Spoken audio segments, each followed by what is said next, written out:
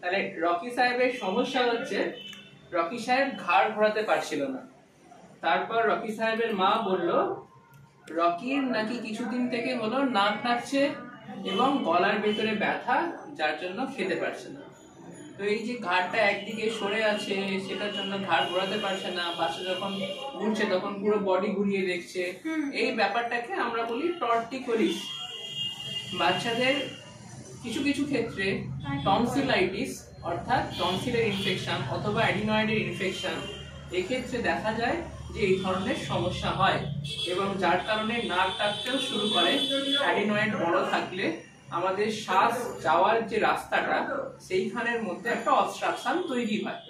তো আমাদের এই বাচ্চার ক্ষেত্রেও সেটা হয়েছে এবং টনসিলাইটিস গলার চারিদিকে ইনফেকশনের জন্য এখানে চারিদিকে ওর কিছু কিছু নোডস অর্থাৎ সার্ভাইকাল লিম্ফ নোড বেড়ে গিয়েছিল, যার জন্য ওর মাসেল যেগুলো গলার চারিদিকে আছে সেগুলো মুভ করতে কষ্ট হচ্ছিল।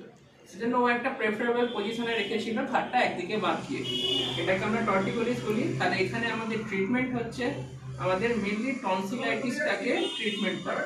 টনসিলাইটিস ট্রিটমেন্ট করলেই ঘাড় কিন্তু সোজা হয়ে যাবে, টনসিলাইটিস ট্রিটমেন্ট করলে কিন্তু নাক ডাকা বন্ধ হয়ে যাবে। ওকে।